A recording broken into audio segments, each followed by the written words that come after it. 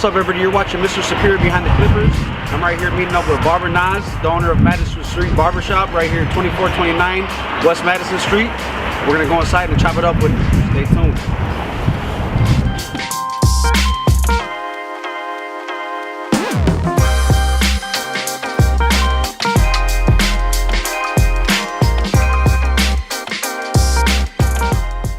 What's up, everybody? You're watching Mr. Superior Behind the Clippers, and I'm right here with Barber Nas at 2429 West Madison Street. How you doing today, bro? What's going on? What's going on? Good, man. I appreciate you letting us come out here, man. Heard a lot about you. It's an honor, man. Thank you, likewise. Yes, sir, man. So to start off with, man, why don't you just tell us a little bit about yourself, man, where you're from, man, and how you got into cutting hair? I'm from here, west side of Chicago, born and raised.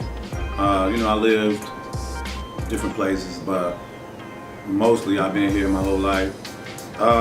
Pretty much started cutting hair just on some in the house, waiting on my pops to come through, cut me up, hair getting out of control.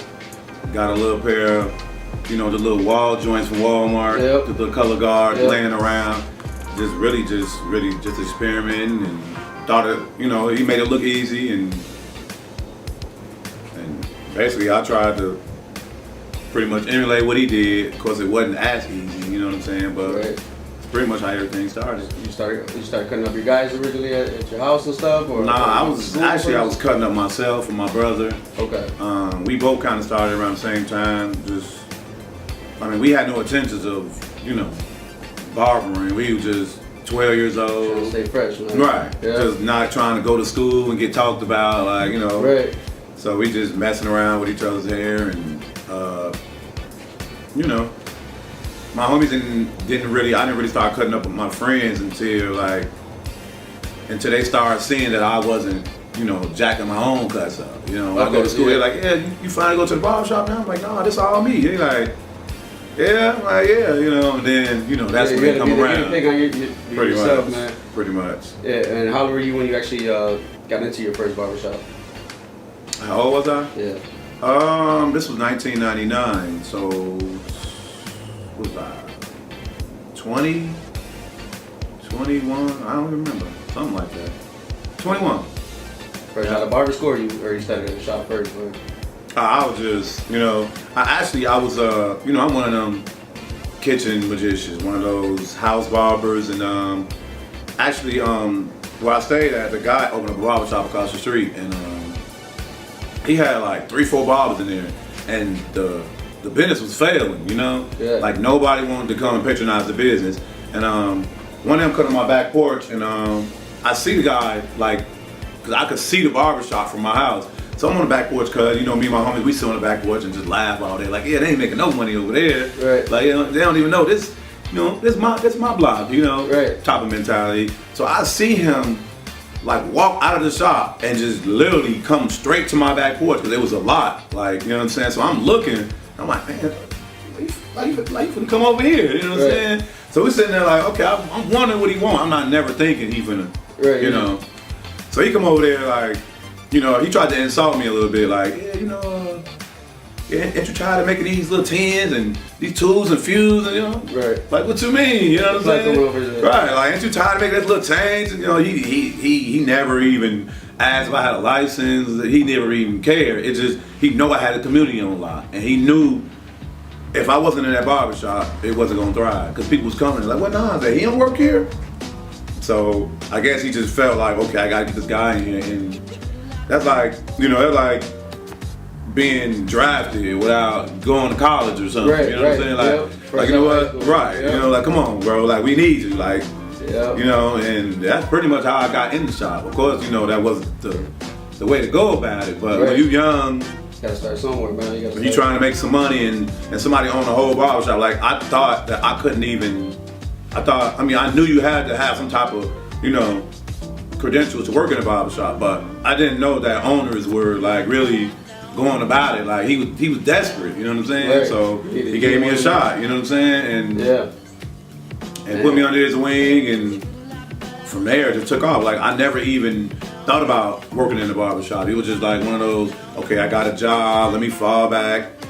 When I'm getting calls while I'm at work, I'm loading, I'm working for like Owens Brockway, like a little plastic company. They filling Tide bottles and stuff. I'm getting calls like, man, when you getting off? You know, I got you. I get off at 3. I'll be at the house at 3:30. You know, cut to 10, 11. But when that happened, that just kind of let me know how good I was. You know what I'm saying? Like the people was requesting me. You know what I'm saying? So it was more than just.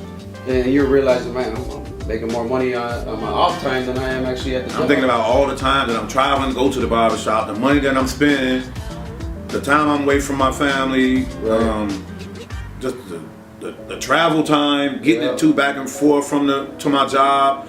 I'm computing all of that. I'm thinking, okay, I'm getting paid every 2 weeks. I'm working 4 days this week, 3 days that week, 4 days this week. You know what I'm saying? Start doing the math. I'm like, okay, I just made $60. And you know, this other job I'm making $700, $800 every 2 weeks, but I just made $60 in like 2 hours. You know what I'm saying? So am I wasting my time over here for? Right. That's crazy, man. And what were some of like the biggest obstacles you had, you know, transitioning into a full-time barber? You know, what were some things that you faced starting off, man? Just finding the right shop and just you know, I'm still young, you know, I'm still one of those barbers that was just, you know, I make money and I pretty much, like, you know, like a lot of these young barbers and up-and-coming barbers do today, like, I just live for the day. Right. I was partying and, you know, I make $200-300.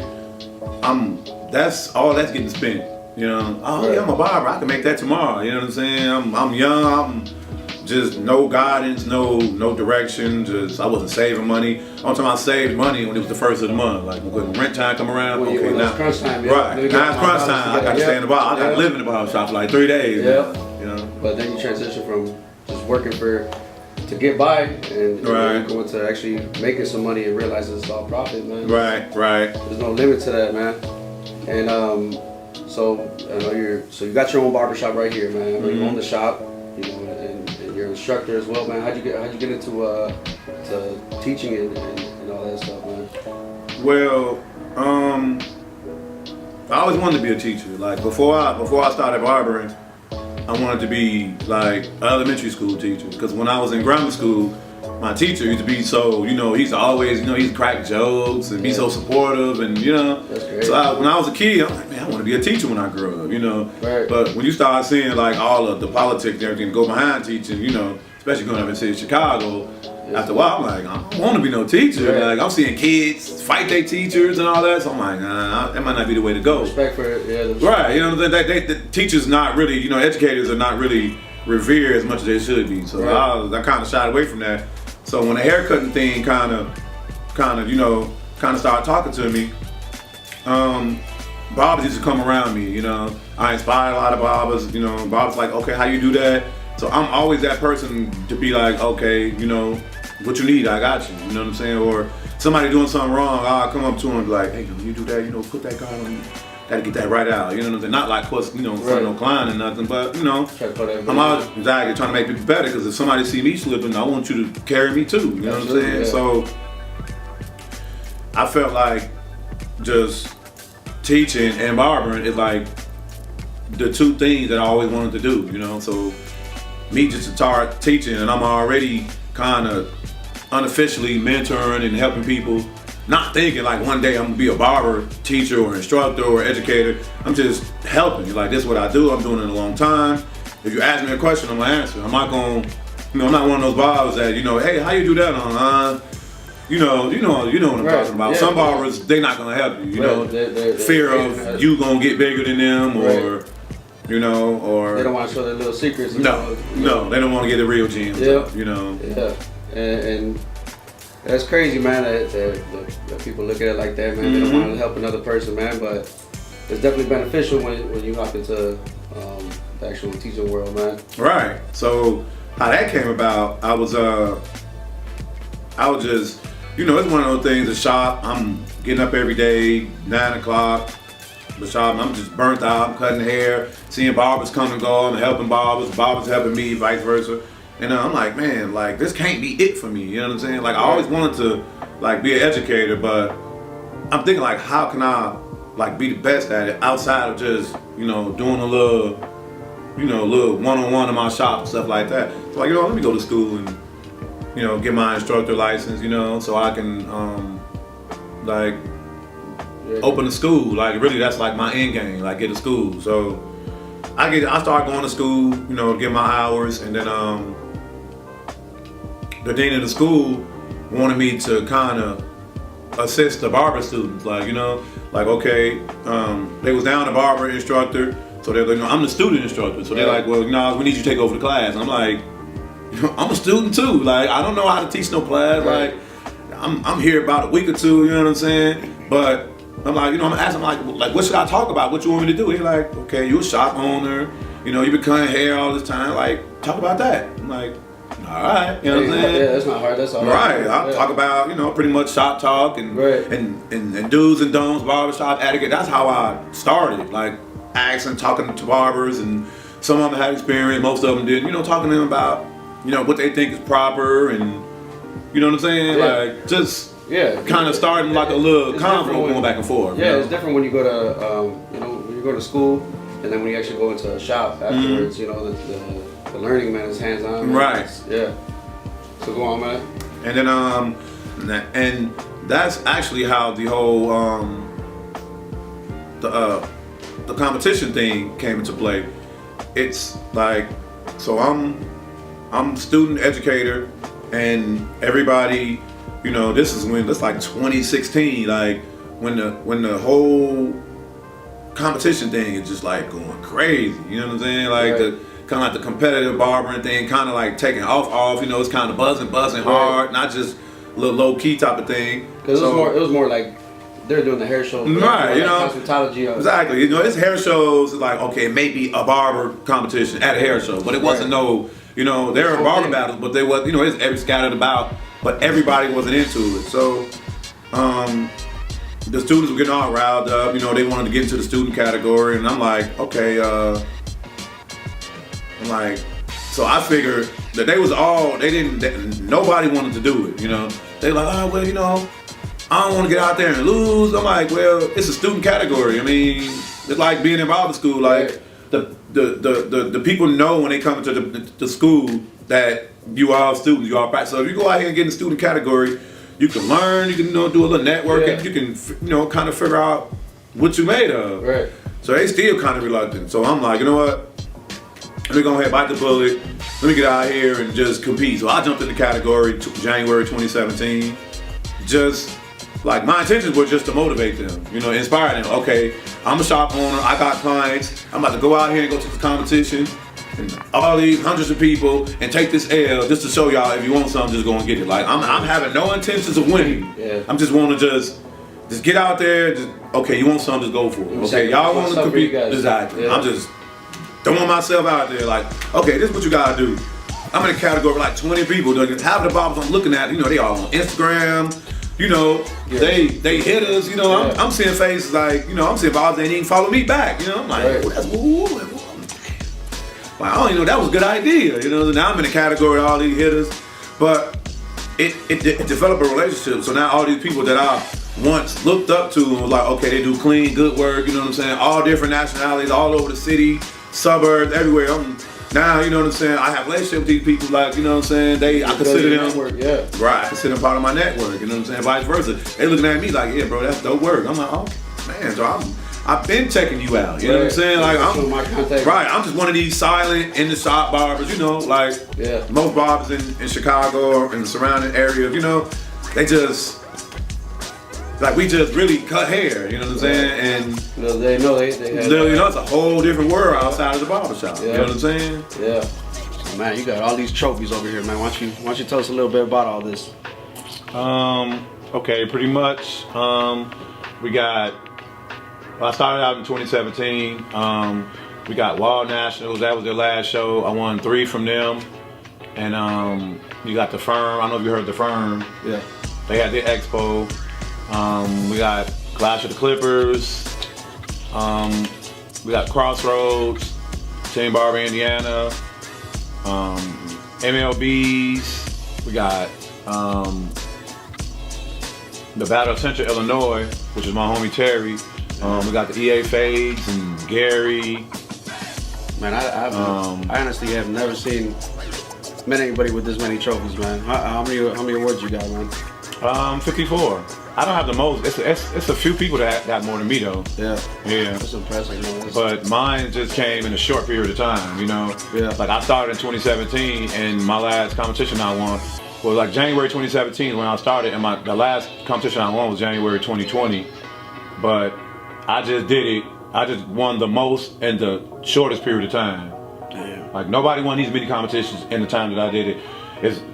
Most people probably they've been doing it 7, 10 years, you know what I'm saying? So that's why it's really kind of a little different, because they all came, like when I started winning, I just started to go crazy, you know? You said you knocked them all out in 28? 2017, I won 14, and that's when I started to, what made me accumulating so fast, I started to do multiple categories when I go to barber battles. Yeah. So some barber battles I was doing all five.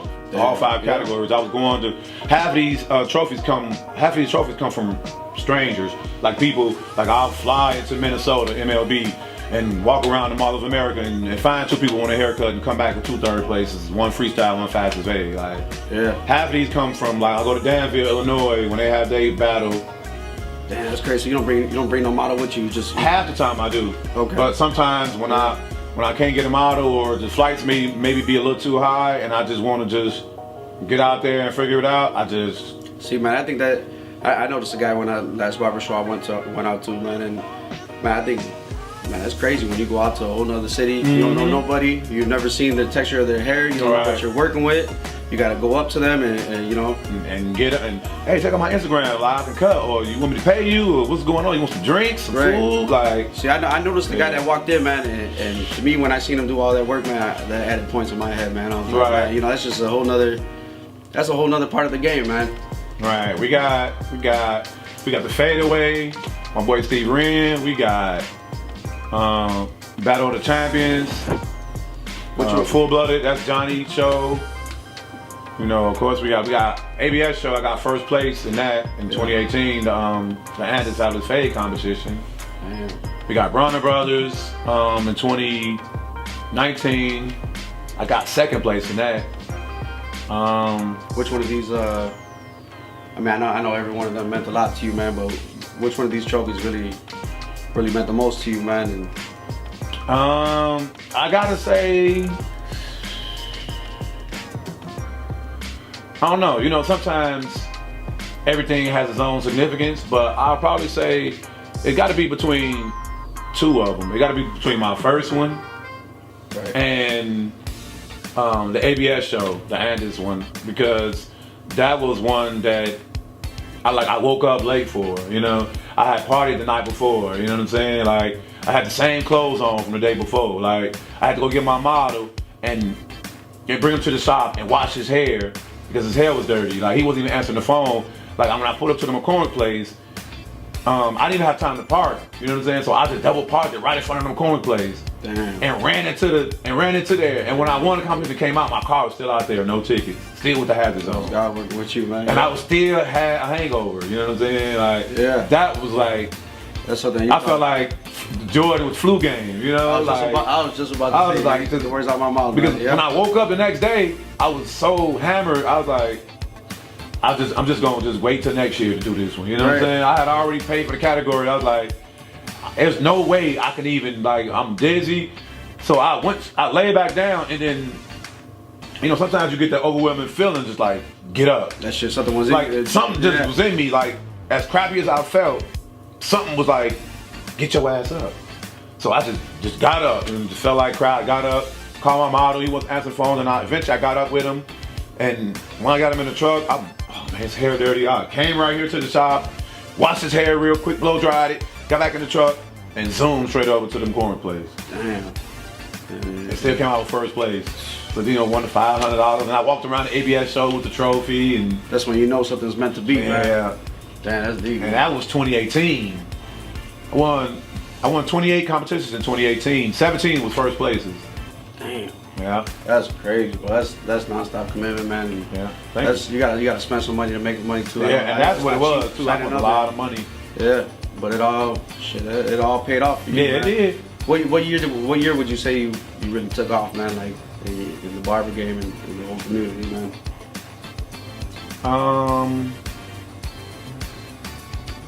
Or at what age do you feel like, you know, you became, I don't know. You became Barber Nas, man?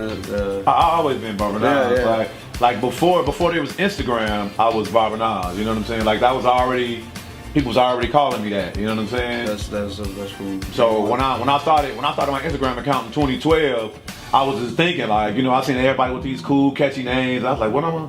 Like, you know, I'm not thinking about what people are already calling me. I'm just thinking about people calling me Barber Nas because barber was the first thing they see when they see me. Like I'm always cutting, I'm always professional, I'm always, you know, just making sure first, yeah. Exactly like you're a barber. Like if people saw me outside of cutting hair or they saw me in the mall or in the store, it like looked weird. Like I never saw you without clippers in your hand. Like every time I see you cutting hair. Like even when you're not cutting my hair, like that was just you Barber Nas. Like you're a barber. Like right. That's all I ever did. So when people see me out going different places, it was weird to them. You know what I'm saying? Like you see me in the mall anywhere. Like you just see me eat. Like I never seen you eat before. What are you doing here? Right, what you doing? I didn't know you had a real like, life. I didn't know you eat. Like, you know what I'm saying? I was a slave to it. But if you're gonna slave to something, slave for yourself. You know what I'm saying? Right. So I figured barbering was a way of me, you know, kind of like bringing out my super entrepreneurial, you know, hunger.